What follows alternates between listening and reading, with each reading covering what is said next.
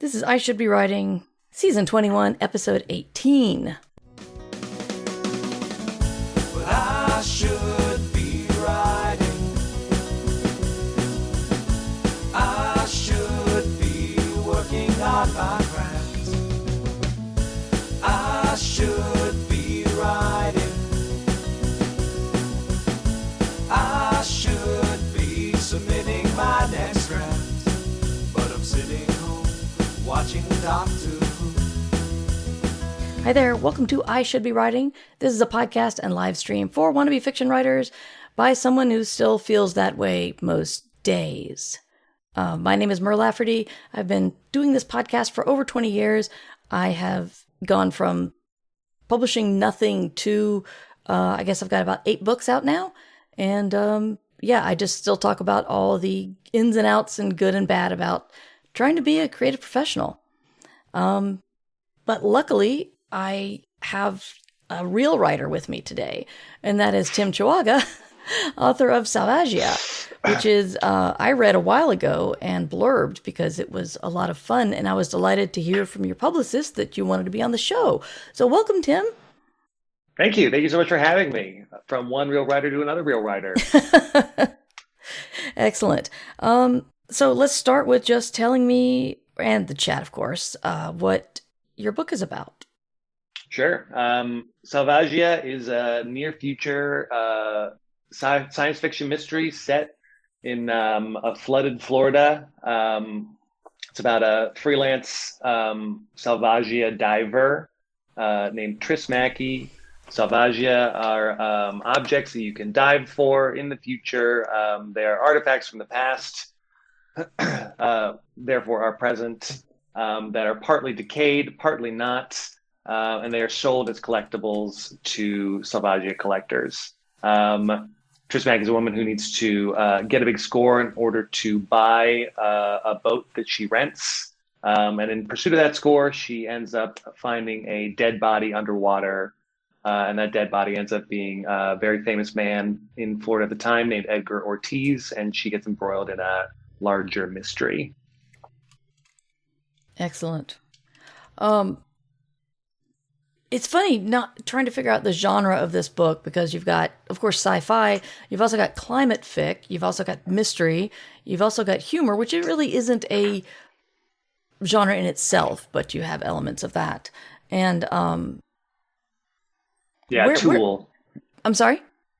Humor is a tool, mostly. Yes, exactly. To genre. So where did you start with this story? Which one of those genres did you put your pin in?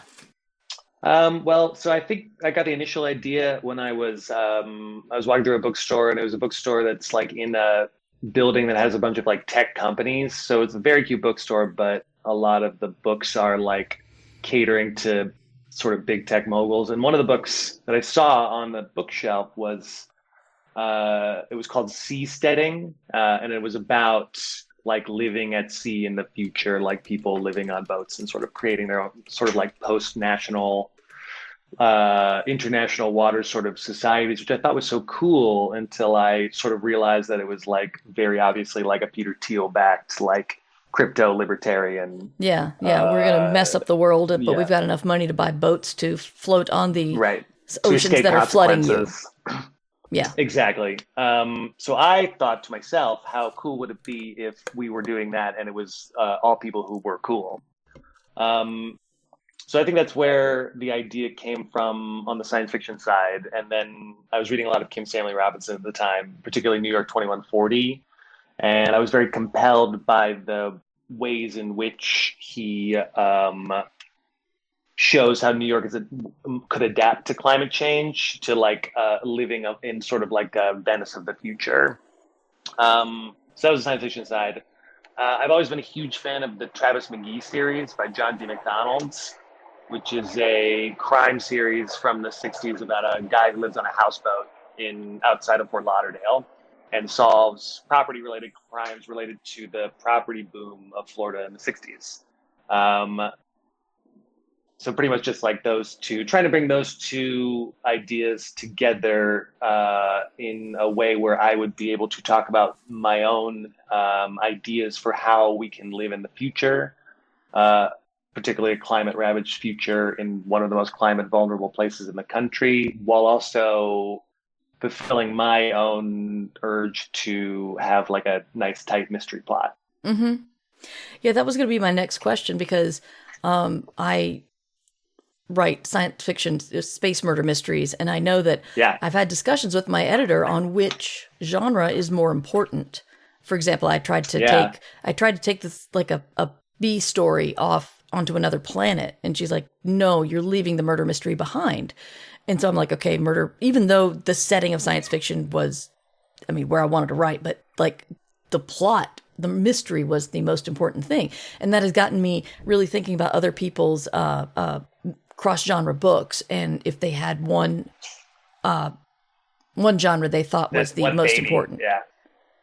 Yeah. And it is like, I guess I never really thought about it like which is more important. I thought about it more like how do you not betray one or the other? And I think that the thing about a mystery plot is that like plot is number one. Like as soon as you begin to go off on your sci-fi world building tangents that you desperately want to do because you want it to be sci-fi, you're off the rails a little bit. And like, I think mystery like suffers a lot from losing momentum. Yeah. And it doesn't mean that it was like the more important out of the two for me, but it was like definitely the more like fragile, or the more like, you're kind of you have to adhere to its rules. Yes. From a structure point of view, for sure. But yeah, totally. I think that, your work is a great example of how to meld those two genres as well. And like I read the Midsolar Mysteries, and like I see that same tension of like making sure we're on the rails, but also like look at all these wonderful things I created. You got to know about them. Yeah. They got to get in there. Yeah. Well, thank you. Yeah. And I think that when it works, it's really hard to do, to straddle the line in that way. But when it works, I think like it's a really effective, compelling way to write science fiction. It's like writing science fiction on a roller coaster, essentially. Mm-hmm. Yeah. So one thing I failed to mention about all the genres, it feels like a lot that happens in Salvagia could happen, but then you got the sentient ship that's being rented, and I thought that was just a really interesting additive.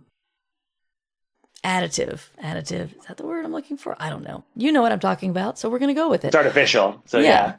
So chemical. Where were you?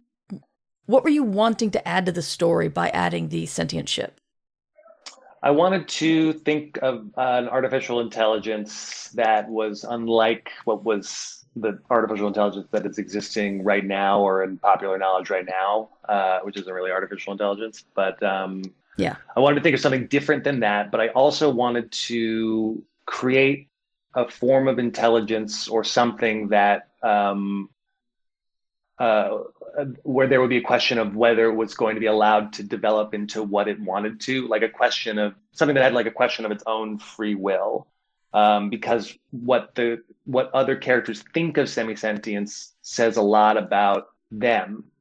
Like Triss wants to take care of and understand her own boat. She wants to understand semi-sentience because she wants to communicate with the ghost, because she kind of wants to figure out what she wants. Like she's interested in the floating ghost's like sense of free will.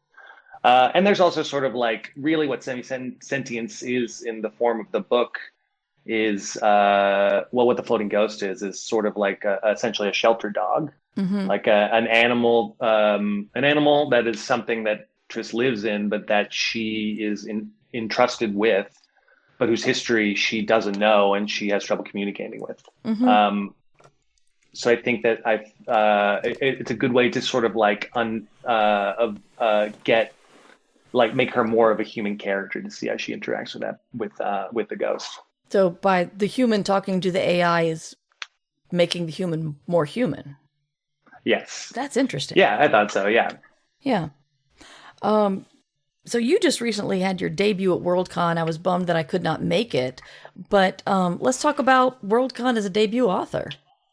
Yeah, it was so fun. It was a very lucky coincidence that my book came out the day before Worldcon started. Worldcon is a huge speculative fiction, sci-fi fantasy genre convention. This year was in Seattle, where I have a lot of friends who are writer friends in particular. So it really felt like just like a huge event entirely for me, even though like it was I was a very insignificant part of it, but it was so great. It's my first convention where I went to. I got to go to panels. I got to give a reading. I had a big party. It was so many events. That really made this sweet little book feel like the huge thing that it is in my heart and my mind.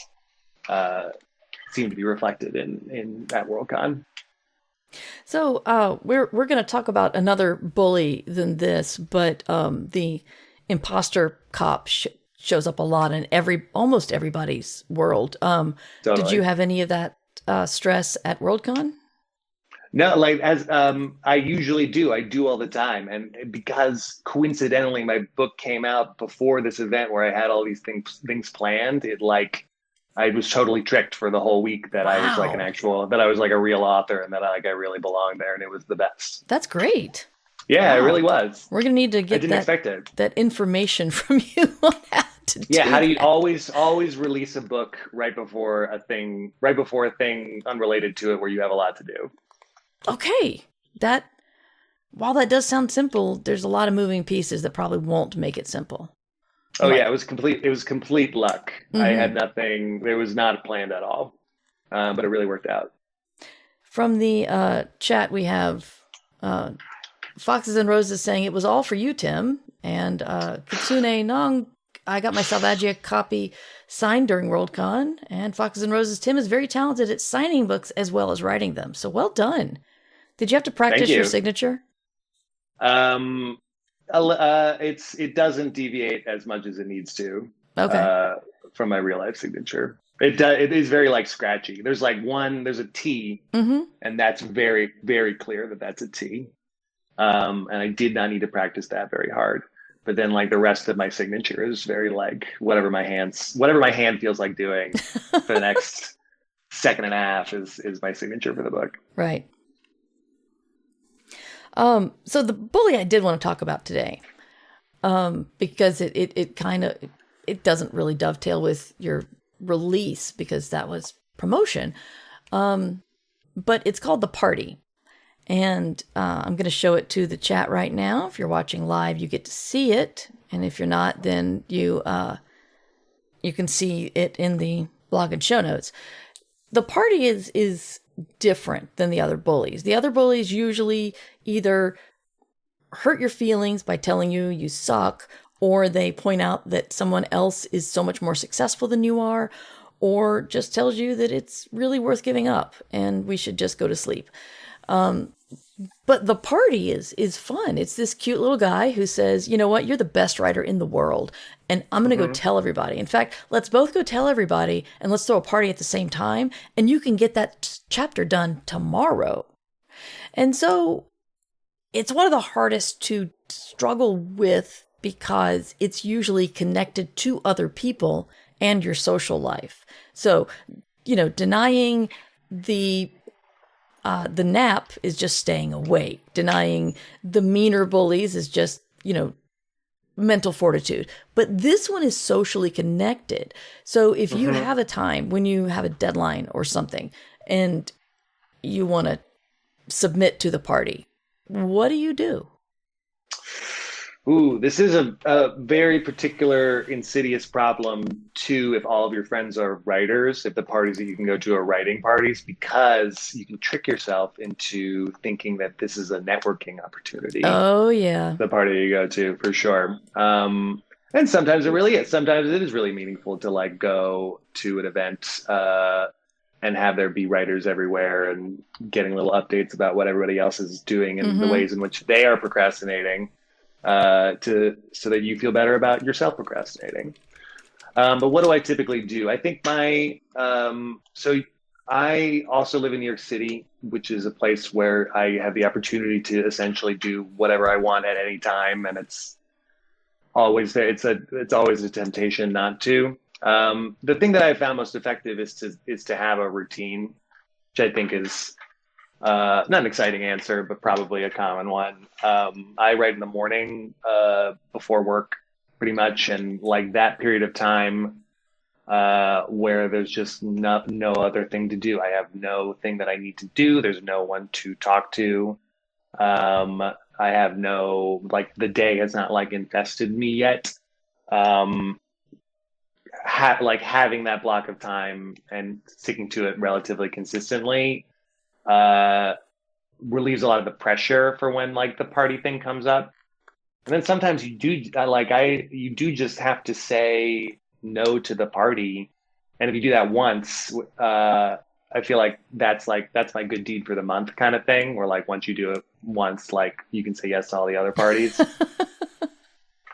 Um, but it's for sure a challenge. I'm on a deadline right now, and I was having trouble yesterday, like focusing because I was talking to my friends. And then I went to a baseball game after, and I was like, do I have time to do this? But I woke up the next day and I like felt so much more refreshed having done that than I would have had I just sort of like burned the midnight oil the whole way through. So it's also like that's another trick too. Like you think you do need to rest and you do need to take breaks, but knowing when to take a break versus when to push through is another huge challenge for sure. Yeah.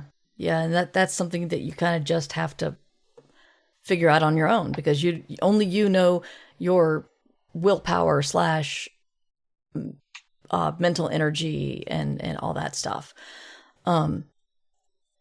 Yeah, I had to recently say no to something that would have been great to visit and stay with some old friends that I love very much. But I have a book due in October, and so I'm having to really limit the stuff I do next month. Well, and from now on, actually. When you said no to that party, did you get some work done? Because the other thing, what really sucks is when you say no to the party and then you just sort of like then go on Reddit. That's a double loss. Yeah, that is true. That is true. I believe I believe my husband said no today, so not really. But if I fart away too many days next month, then I'm gonna feel that Reddit feeling. Yeah. Let's see, we got Foxes and Roses saying no to the party was impossible during Clarion West, so it was mostly hangover writing. Youch. Yeah. Is this one of your, or were you a Clarion person? Is this one of your classmates? I was. That's Evinia Triantafilou. Oh, wonderful. Who's Hugo and Nebula award-nominated author, my classmate at Clarion West, and a dear friend. So tell me about Clarion. I'm always fascinated by people who are able to step away for 6 weeks and just get into the hardest sci-fi boot camp that ever was. Yeah, definitely. I don't think I realized the full brunt of it until I was actually there. But so Clarion West is a writing workshop that is a 6-week short story workshop in Seattle. When I went, I quit my job to go, which was it was a job that I did not care for very much. And I was like preparing to quit anyway. And that like was another like similar to Worldcon, actually. It was just like a real like things lined up perfectly for me to be like, yep, gonna do this. And it was very hard. It's very hard to write one short story a week for sure. And it definitely felt like a boot camp.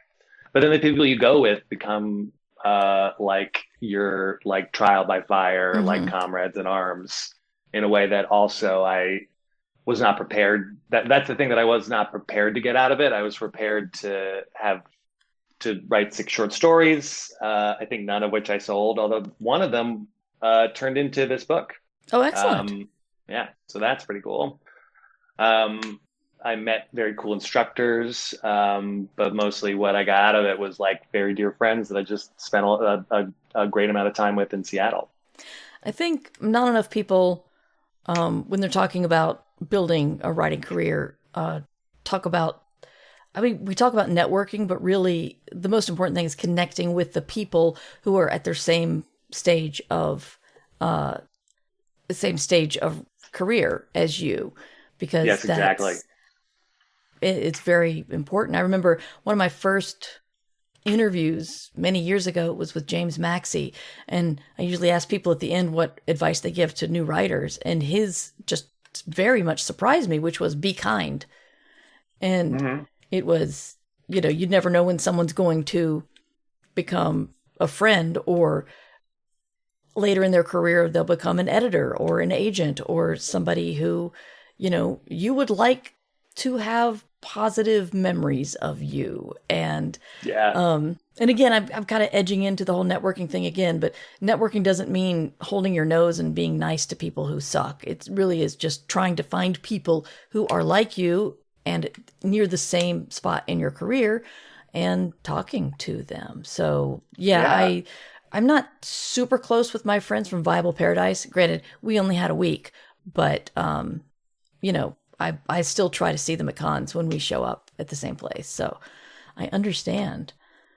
And you know them well enough and you know their work well enough that you sort of like identify yourself in the context of them and their work to some degree. Like I think it's just really important to just be aware of other people whose writing work at the same time, even if it's not exactly your genre or even exactly in the place that you are, because you just like understand yourself as a part of a larger community in a way that it's much harder to do alone, I think. Mm-hmm.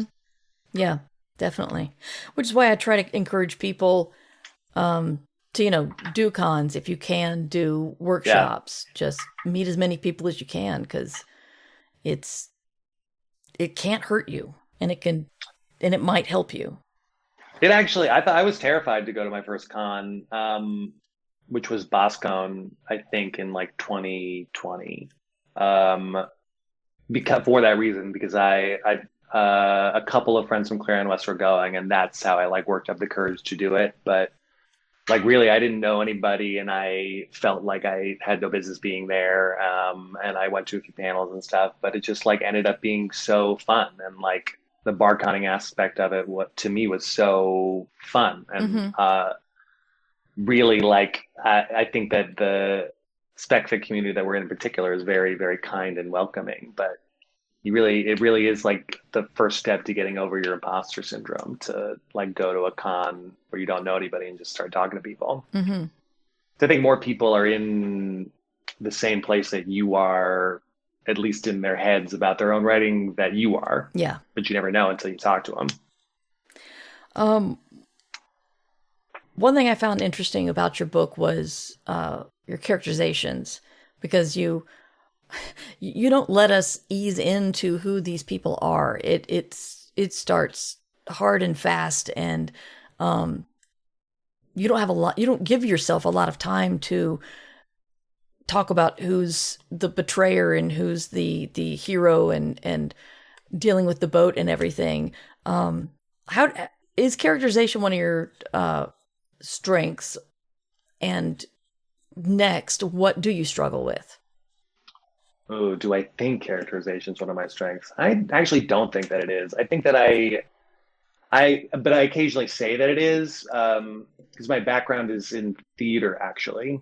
I think my real strength actually is writing and dialogue, like Mm-hmm. writing what people want and what they're trying to get from other people through how they talk to each other.